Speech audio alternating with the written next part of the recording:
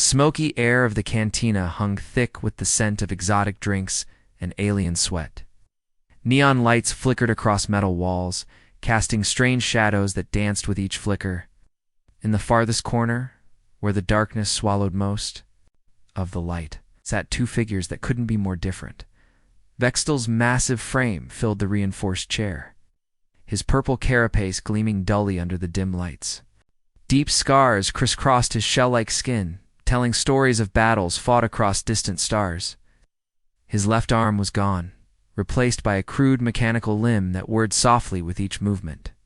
3 red eyes, once bright with warrior pride, now held the weight of countless regrets. Across from him sat Maya Park, human journalist whose small frame seemed fragile next to the alien warrior. Her dark hair was pulled back, revealing determined eyes that had seen their share of war zones. She clutched a digital recorder in her hands, fingers trembling slightly with anticipation. 20 years, Vexel repeated, its voice coming out in harsh clicks and growls before the translator around his neck converted it to human speech. 20 years I've kept these secrets locked away. Do you know what it's like, human, to carry? The weight of truth when that truth could shatter everything your people believe? Maya leaned forward, her chair creaking in the artificial gravity. That's exactly why I'm here. The galaxy has heard the official reports, the sanitized versions, but nobody knows what really happened out there in the deep black between the stars. The alien veteran's mechanical arm reached for his drink, a glowing blue liquid that would be toxic to most species. He drank slowly, as if buying time before diving into memories he'd rather forget. Altair Prime, he began, his voice dropping to barely above a whisper. The name still makes my blood run cold. Was supposed to be a simple siege. Humans had taken the medical facility on the northern continent. Our intel said maybe 30 defenders, mostly wounded. His 3 eyes focused on something far beyond. The cantina walls. We had 2,000 warriors. Battle-tested Corvani shock troops with the latest plasma weapons. Humans had outdated rifles and whatever medical supplies they could scavenge. Maya's recorder captured every word as other patrons in the cantina began to quiet down, sensing the gravity of what they were witnessing. The bombing started at dawn, Vextel continued. Our orbital platforms lit up the sky like a second sun. The hospital was a 5-story concrete building. Nothing special. We expected it to crumble within hours. He paused, his mechanical fingers drumming against the table. But humans, they don't break the way we thought they would.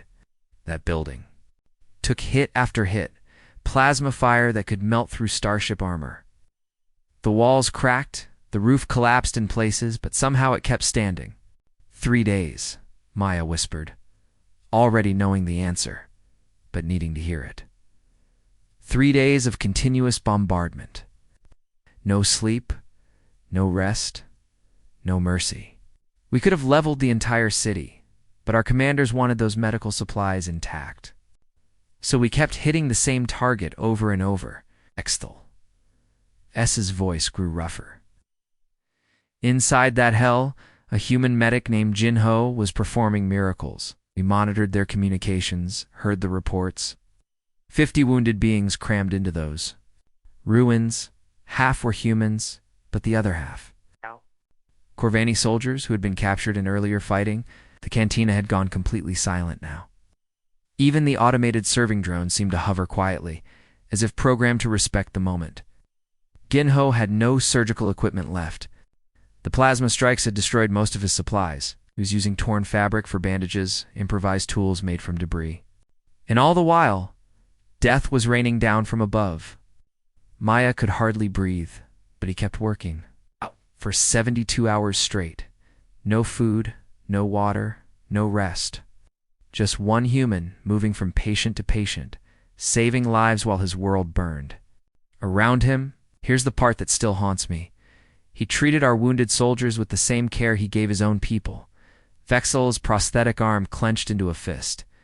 These were Corvani who had been trying to kill him just hours before, warriors who would have shown him no mercy if the positions were reversed. But Jin-Ho... He saw them as patients, not enemies. On the 3rd day, our forces finally breached the outer walls. I was in the first wave expecting to find a charnel house. Instead, I found something that changed everything I thought I knew. About war. The alien's voice cracked, the translator struggling to convey the emotion. Jin-Ho was on the floor, arms wrapped around a small Corvani child who had been caught in the crossfire. His back was shredded from falling debris, but he had shielded that child with his own body until his last breath. Maya felt tears forming in her eyes. The child survived? Not just survived, thrived. That child grew up to become one of the first interspecies doctors in the galaxy. She credits Jin-Ho with saving not just her life, but her faith in the possibility of peace between our races. The weight of the story settled over the cantina like a blanket. Aliens from a dozen different species sat in respectful silence, many, probably hearing such a tale for the first time. That's when I knew, Vextel said finally, that everything we'd been told about humans was wrong. They weren't the monsters our propaganda made them out to be. They were something far more dangerous. They were hope incarnate, walking around in fragile flesh. Maya looked at her recorder, then back at the scarred veteran. What made you decide to tell these stories now, after all these years of silence? Vextel's three eyes met hers directly, because the galaxy is forgetting. New generations are growing up thinking the war was just another conflict between species fighting for resources. They don't understand what we really witnessed out there. Get gestured with his good arm toward the other patrons. Look around you. Corvani, Zetheri, Velok, even humans, all sharing the same space, drinking together, living in peace. That didn't happen because of treaties or trade agreements. It happened because beings like Jin-Ho showed us what we could become if we chose compassion over conquest. The galaxy needs to remember that lesson before we forget and repeat the mistakes of the past. The blue liquid in Vextel's glass rippled as his mechanical hand trembled with the memory. Around them, the cantina's usual chatter had died too. Whispers. Even the Zetheri merchants in the corner booth had stopped their endless haggling to listen. Nexus 7, Vextel said, his translator crackling with static as emotions overwhelmed the device. Just saying that name brings back the taste of defeat. Sweet and bitter, like the mining dust that filled the asteroid belt. Maya watched the alien's three eyes grow distant, seeing battles fought in the cold vacuum of space. Tell me about Commander Taiwan? Ah, Taiwan. The veteran's mandibles clicked rapidly, a sound Maya had learned meant deep respect among the Corvani. If Jin-Ho showed me human compassion, then Taiwan revealed their terrifying creativity. He was supposed to be a simple mining supervisor, you understand? His job was extracting rare metals from dead rocks, not fighting wars. Vextel leaned back, his massive frame making the reinforced chair groan. But when our fleet arrived at Nexus 7, expecting to find a small research station, we instead found 200 humans who refused to surrender. 200 against our battle group of 4,000 warriors and 50 warships. The alien's prosthetic arm wavered as he gestured toward the cantina's viewport, where stars twinkled beyond the station's hull. Space combat has rules, patterns, that every military academy in the galaxy teaches. You maintain formation, use your weapons at optimal range, protect your capital ships with fighter screens. These tactics have worked for thousands of years across every known species. Except humans had never attended those academies, Maya said, already guessing where the story was heading. Exactly, his voice. Voice grew animated now, the fear replaced by something like admiration. When our scouts reported the human positions, our commanders laughed. They had turned mining ships into their fleet. Massive, slow vessels designed to crack asteroids, not fight battles. No armor to speak of, no military-grade weapons, no shields worth mentioning. He paused to drain his glass, the blue liquid, glowing briefly in his throat before disappearing. Our Admiral Kethver was so confident he decided to make it a training exercise. The young officers would get combat experience against an inferior force. It was supposed to last maybe an hour. Maya's stylus raced across her tablet as other patrons edged closer, forming an impromptu audience around their table. A hulking Velic trader, his rock-like skin scarred from years of dangerous deals, pulled up a chair without invitation. The cantina's artificial intelligence dimmed the music to better capture the story. The battle began at 0800 station time. Vexel continued. We came in with textbook precision, 3 attack wings, perfectly spaced, moving in formation, like we'd done 1,000 times before. The humans just ... watched us approach.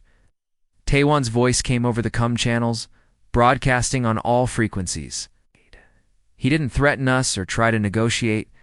He simply said, "Boys, they're coming in nice and neat. Let's show them how miners work." The Velic trader grunted with interest, his gravelly voice adding, "What did that mean?" Vexel's S3 eyes fixed on the newcomer. It meant we were about to learn that humans see tools where we see obstacles. Those mining ships had industrial drills designed to punch through solid asteroid cores. Drills that could spin at 10,000 rotations per minute, with diamond carbide tips harder than our hull plating. Maya looked up from her notes. They used mining equipment as weapons? It's not just weapons, they turned physics into their ally. While we approached in our perfect military formation, Taewan's ships scattered like debris from an explosion. They killed their engines, going completely dark, drifting on momentum alone. To our sensors, they looked like dead hulks. Vexel's mandibles clicked faster now, excitement overriding years of bitter memory. Our lead destroyer, the Crimson Talon, passed within 50 meters of what we thought was a derelict mining vessel. That's when the drill activated. The sound. He paused, his translator struggling with alien concepts of acoustics and space. In vacuum, you shouldn't hear anything. The vibrations traveled through the hull contact, a grinding, screaming noise that every warrior on every ship could feel in their bones. The drill punched through the Talon's armor like it was thin foil. Atmosphere vented in a glittering cloud of ice crystals, but that wasn't the worst part. Maya leaned forward, completely absorbed. What happened next? Humans started pouring out of that mining ship, not in proper boarding pods or assault shuttles. They were using maintenance equipment. Tiny repair pods that normally carried 1 or 2 engineers for external hull work. Each pod was loaded with 4 humans in improvised vacuum suits, carrying nothing but cutting torches and tools. The Velic trader's eyes widened. They boarded your ships in maintenance pods. Dozens of them, like angry insects swarming a carcass. Our point defense systems couldn't target something so small, moving so erratically. The pods weren't following any flight pattern our computers could predict. Vexel's voice dropped to a whisper that somehow carried to every corner of the now silent cantina. Within minutes, humans were cutting through our holes in 100 places. Not trying to disable weapons or target critical systems, they were going straight for life support and gravity generators. They turned our own ships into traps.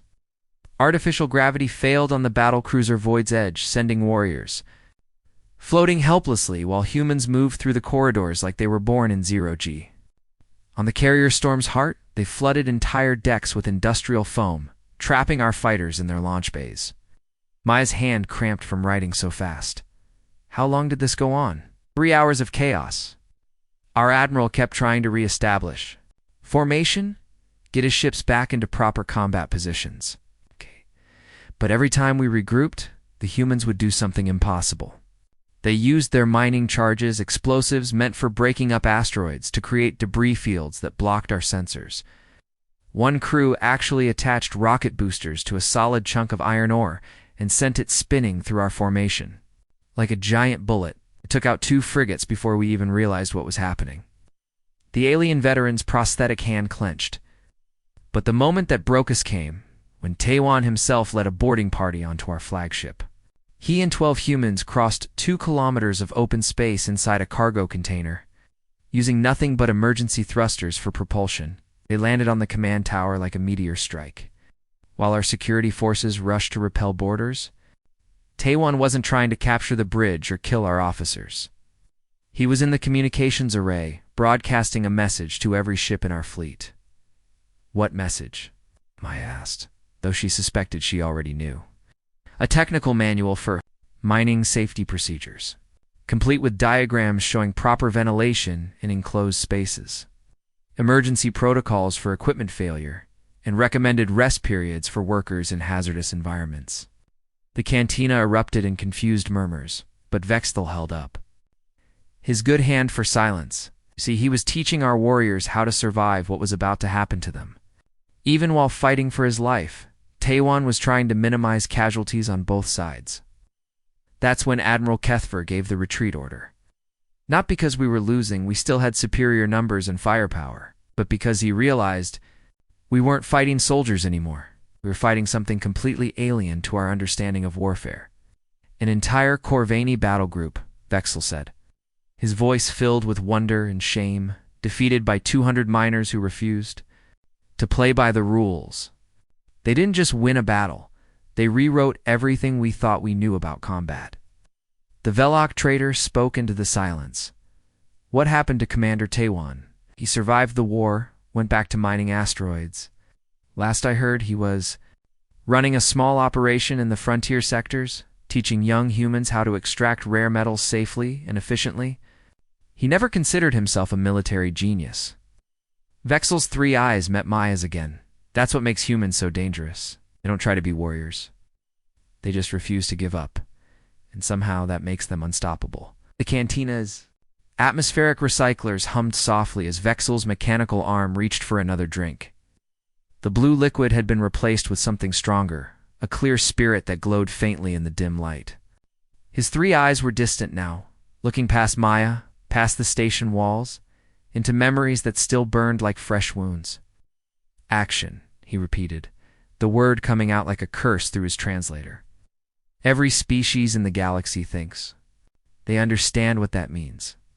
Swift strikes, overwhelming force, victory through superior numbers.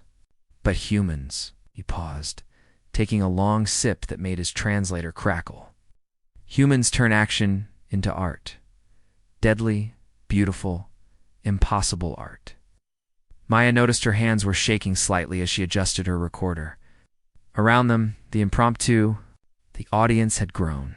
Creatures from across the galaxy, traders, smugglers, station workers, even a few off-duty security officers, all drawn by the gravity of Vexthal words. Kallesto defense platform, Vexthal began, his voice barely above a whisper. Floating city in the clouds of a gas giant. 50,000 souls living and working in the upper atmosphere, mining rare gases that powered half the galaxies faster than light engines.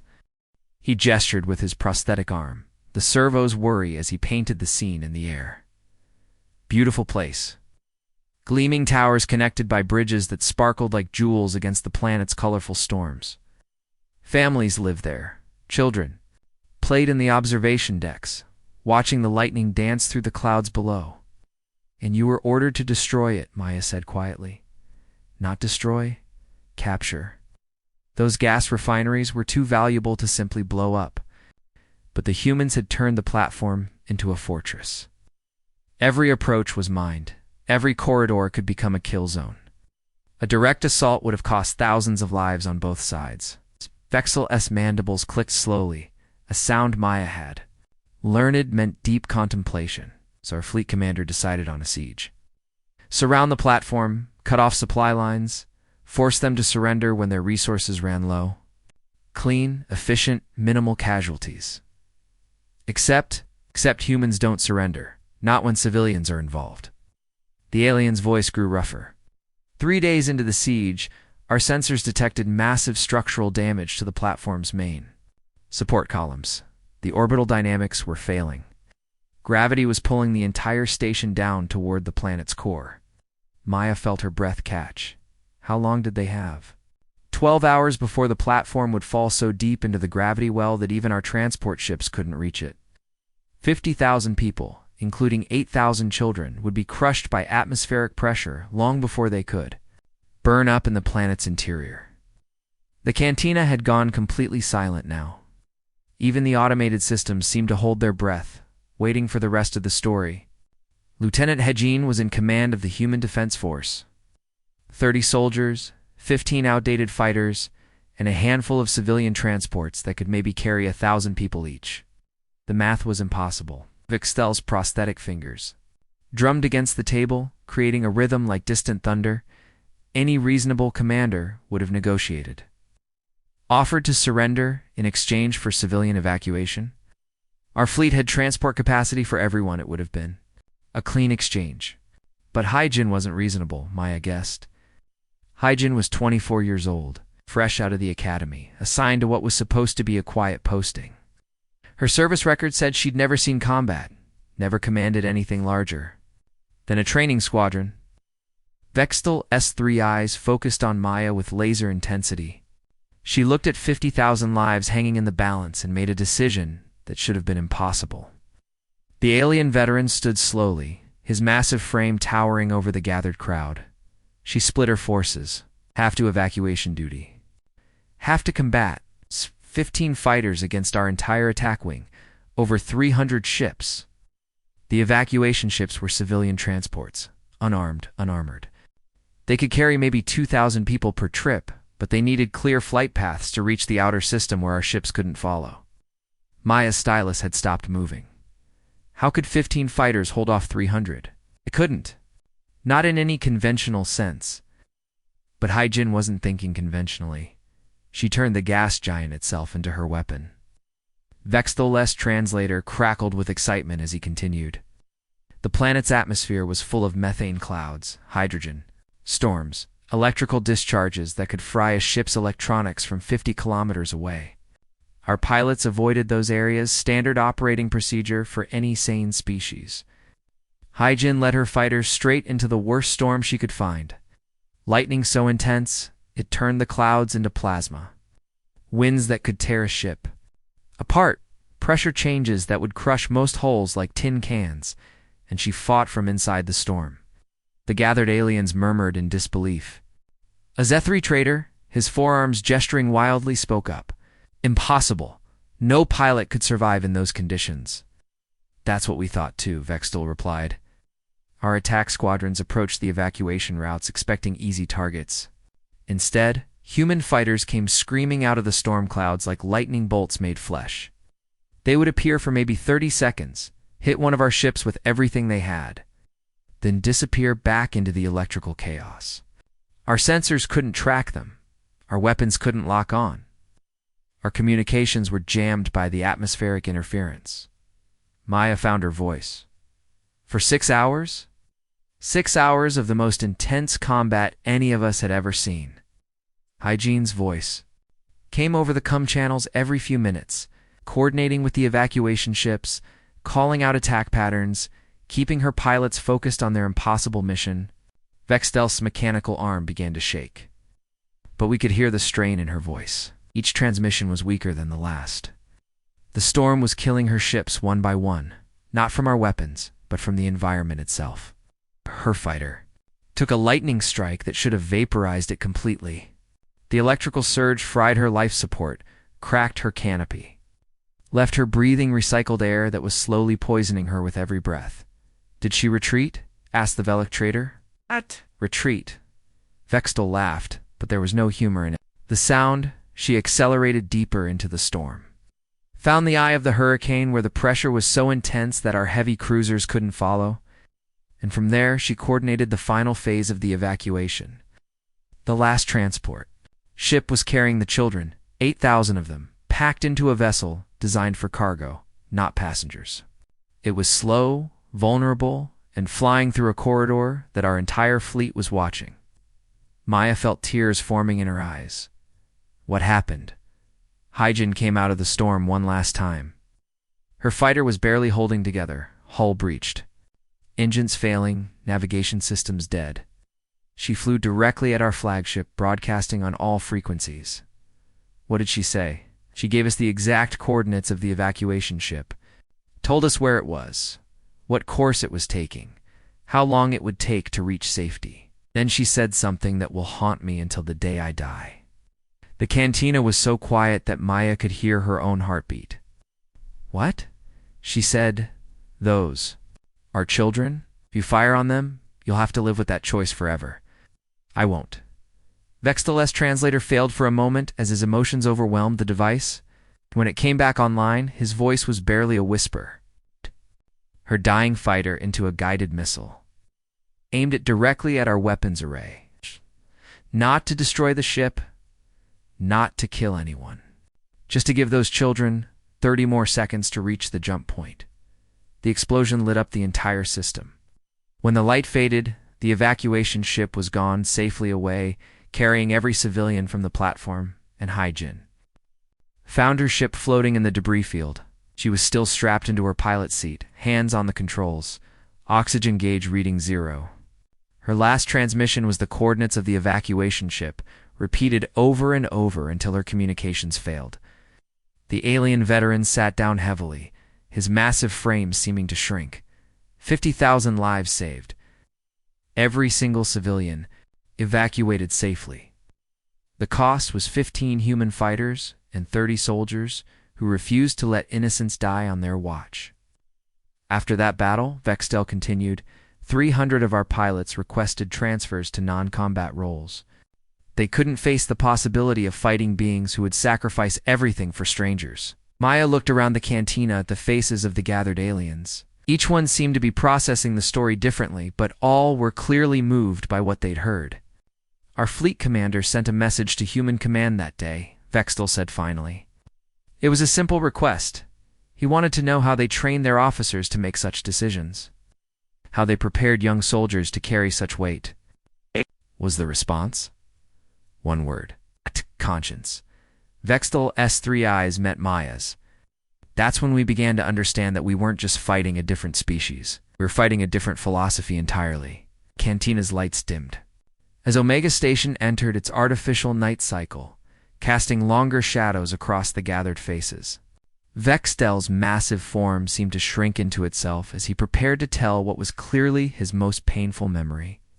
The mechanical fingers of his prosthetic arm traced patterns on the table's surface, leaving tiny scratches in the metal. Colony 12. He began, the words falling like stones into the silence. Even now, saying that name makes my blood run cold. It was supposed to be our greatest victory. A surgical strike against a human research facility. Clean, quick, decisive. Maya noticed that several aliens in the crowd had begun to shift uncomfortably. The name clearly meant something to them as well. The colony sat on the edge of human space, mining rare crystals that were essential for their quantum computers. 3,000 civilians, mostly families of the workers. Scientists, engineers, children playing in the habitat domes, while their parents worked in the deep mines. Vextel's 3 eyes closed as he continued. Our intelligence reports said. The facility was lightly defended. Maybe 50 security guards, basic defensive systems. Nothing that a full assault battalion couldn't handle in a few hours. But you didn't go in with overwhelming force, Maya said, already sensing where this was heading. No, the word came out like a confession. Command had a different plan. It wanted to test a new psychological warfare tactic. Use the humans. Own compassion against them. The alien veteran's translator crackled with static as his emotions intensified. We took the colony by surprise, rounded up the civilians, and positioned them around our weapon emplacements. Human shields. Living barriers between our soldiers and any rescue attempt. A Zethari merchant in the corner made a sound of disgust. His forearms crossing over his chest. Even among the galaxy's various species, using non-combatants as shields was considered deeply dishonorable. The theory was sound, Vextel continued, his voice hollow. Humans valued individual life over military objectives. Faced with the choice between completing their mission and saving innocents, they would hesitate. That hesitation would give us the advantage we needed. We dug in around the colony's main habitat dome, using the research labs as fortified positions. Every window, every doorway, every defensive position had human civilians placed directly in front of it. 3-year-old children, elderly researchers, pregnant women. Maya's stylus had stopped moving entirely. Only. The recorder continued to capture every word, but she found herself unable to write. Captain Dong Hyan arrived with his strike team exactly 4 hours after we took the colony. 30 soldiers in advanced combat armor, moving through the crystal mines like shadows. Our sensors could barely track them. Vextel stood slowly, his massive frame casting strange shadows in the dim light. I was positioned on the 2nd floor of the central lab, watching through the scope of my plasma rifle as they approached. A young human girl, maybe 6 years old, was tied to a chair directly in front of my position. The child was terrified, crying for her parents. The voice came over the communication systems. She stopped crying and listened. "What did he say?" Maya asked, though she dreaded the answer. He spoke directly to the children. In a calm, gentle voice, he told them they were going to play a special game. When he said the word starlight, they should close their eyes, cover their ears, and count to 10. Just like hide-and-seek. Vextel's mandibles clicked rapidly. He thought it was some kind of psychological preparation, maybe trying to reduce trauma before the inevitable bloodbath. Our commanders were all ready, planning their victory reports, and Donghain said the magic word. The cantina held its breath as Vextel continued. Every human child in that complex closed their eyes and covered their ears simultaneously. That's when we learned what human precision really meant. They came through the walls. Not the doors, not the windows, straight through the reinforced walls, like they were made of paper. Shaped charges placed so precisely that they created openings exactly where our shields weren't positioned. But that wasn't the impossible part, Vextel said, his voice filled with something approaching. The impossible part was what happened next. Maya leaned forward, completely absorbed. What? Smoke grenades. Dozens of them, filling every room with thick, choking clouds that blocked our vision completely. But somehow, the humans could see perfectly. They moved through that chaos like they had built-in radar. I felt hands grab the child from her chair, heard whispered reassurances in human language. In the space of maybe 10 seconds, she was untied, lifted, and carried away from my position. I couldn't even track the movement through my scope. The Velok trader who had been listening spoke up. How many civilians did they lose? Vextel's 3 eyes met his directly. None, not one. Impossible. That's what I thought too. Donghain's team extracted every single civilian while simultaneously neutralizing our defensive positions. They used some kind of non-lethal energy weapons that shut down our equipment without causing permanent damage to our soldiers. Within 20 minutes, all 3,000 civilians were safely evacuated to their transport ships. Our entire defensive network was offline. We hadn't managed to fire a single shot. Maya found her voice. Happened to you. We surrendered. What else could we do? Our hostages were gone, our weapons were disabled, and we were surrounded by humans who had just demonstrated they could move through our positions like ghosts. Vextel sat back down, his mechanical arm worry softly. But here's the part that still haunts me 20 years later. After we laid down our weapons, after we admitted defeat, Donghain personally came to check on our wounded. My squad mates had been injured when their weapon systems overloaded. Burns, broken bones, nothing life-threatening but painful. Donghain's medics treated them with the same care they would give their own soldiers. I watched a human doctor, a woman whose own daughter had been one of our hostages. Just hours earlier, personally donate her blood to save a Korvani warrior who had been holding a gun to that child's head. The silence in the cantina was absolute. Even the station's atmospheric systems seemed to quiet down. I had to ask, Vextel continued. I cornered Donghain after the medical teams were finished. I needed to understand how they could show such mercy to enemies who had been willing to murder their children. His answer changed everything I thought I knew about warfare, about honor, about what it means to be a soldier. Maya waited, sensing that this was the crucial moment in the story. He looked at me with these tired eyes. He couldn't have been more than 30 years old, but he had the eyes of someone who had seen too much. And he said, because when this war ends, we all have to live with what we've done. I choose to. Live with mercy instead of revenge. Vextel's translator struggled with the emotions in his voice. That's when I understood. We thought we were fighting warriors, soldiers trained for combat. But humans, ... they're not soldiers first. They're people who became soldiers to protect other people.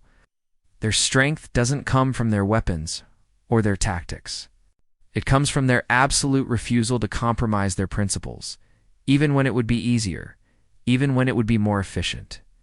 300 Corvani from my battalion requested non-combat assignments after Colony 12.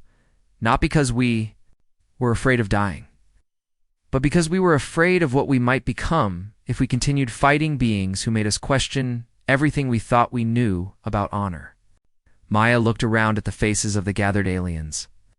Each one seemed to be processing the story in their own way, but all were clearly moved by what they had heard. That battle marked the turning point of the war, Vextel said finally. Not because of casualties or territory gained, but because word spread throughout our military. Soldiers began to wonder if they were fighting for the right cause. When your enemy shows you more mercy than your own commanders, when they treat your wounded better than your own medical corps, when they risk everything to save the innocent while you're willing to sacrifice them, that's when you start asking difficult questions. The alien veteran raised his glass in a toast to something only he could see. To Captain Donghan and the 30 soldiers who taught an entire galaxy what honor really means. Even if we were too proud to admit it at the time, the cantina's atmosphere had completely transformed. What began as a casual evening of drinks and gossip had become something sacred, a confession that would echo through the galaxy long after the last patron left. Every alien present seemed to understand they were witnessing history being rewritten, one painful memory at a time. Maya noticed the change first in the small details. The Zethari merchants had closed their data pads, their constant deal-making forgotten. The hulking Velok trader sat perfectly still, his rock-like features softened by something that might have been tears. Even the cantina's AI had dimmed the lights further, as if recognizing the gravity of the moment. Vextel's massive frame seemed to carry the weight of 20 years of silence as he prepared to speak his final truth. The gathered crowd, taking in faces from dozens of species, all united by their shared need to understand. 20 years, he repeated, his voice carrying a tremor that his translator couldn't quite smooth away. 2 decades since the Treaty of Nexus Station was signed. 20 years of peace, of trade agreements, of cultural exchanges. The galaxy moved on. Wars ended. Borders were redrawn. New conflicts emerged. He gestured toward the viewport where ships from 100 different worlds docked and departed in peaceful commerce. Look out there, Corvani traders selling to human colonies. Zethari engineers working alongside human scientists. Children growing up never knowing that our species once tried to destroy each other. But I remember. Every night, I remember. Maya's recorder captured every word. But she found herself wishing she could somehow record the emotions that filled the space between words. The pain, the wonder, the terrible beauty of what Vextel was revealing. The nightmares started 3 months after the war ended, he continued. At first I thought they were normal combat trauma. Every soldier faces that demon when the fighting stops. But these dreams were different. I wasn't reliving the battles we lost or mourning the comrades who died. I was dreaming about the moments when humans showed us mercy we didn't deserve. Young Corvani server, barely old enough to remember the war, had stopped pretending to clean tables and was listening with wide-eyed fascination. For her generation, humans were trading partners and allies. The idea of them as enemies seemed impossible. Jinho, the medic who died protecting our children. Taiwan, the mining supervisor who taught our warriors safety procedures while fighting for his life. Hei Jin, sacrificing herself for strangers she'd never met. Dong Hayan, healing the same soldiers who had threatened to murder innocents. His prosthetic leg sparked against the deck plating as he shifted his weight. Every night I see their faces. Not twisted with hatred or bloodlust, but filled with compassion. Even in the darkest moments of war, they never stopped caring about our lives as much as their own. Do you know what that does to a soldier's mind? Asked the crowd. To spend years being told that your enemies are monsters, only to discover that they're more honorable than your own commanders? The Velok trader spoke up, his gravelly voice barely above a whisper. It breaks you, exactly. Vextel's mandibles clicked in acknowledgement. It shatters everything you thought you knew about right and wrong, about strength and weakness, about what it means to be a warrior. Maya looked around the cantina, and realized that many of the aliens present were veterans themselves. She could see the recognition in their eyes, the understanding of what Vextel was describing. "I tried to hate them," he continued. "After the war, I tried to convince myself that their mercy was weakness, that their compassion was a tactical error. I spent 5 years telling myself that we lost because we were too civilized to match their brutality. But the dreams wouldn't stop.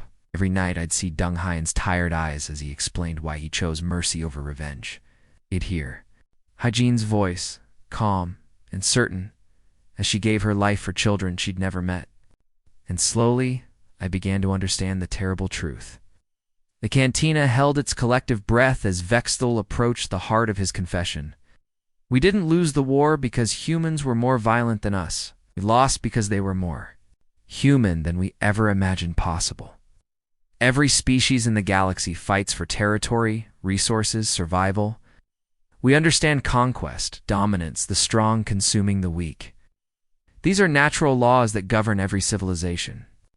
But humans fight for ideas, abstract concepts that can't be measured or quantified. They die for strangers, sacrifice for principles, choose the difficult path when easier options exist."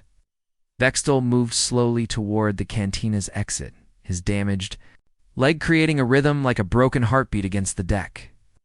"I fought in 17 major campaigns against humanity, witnessed orbital bombardments that could crack planets, boarding actions that lasted for days, space battles involving thousands of ships.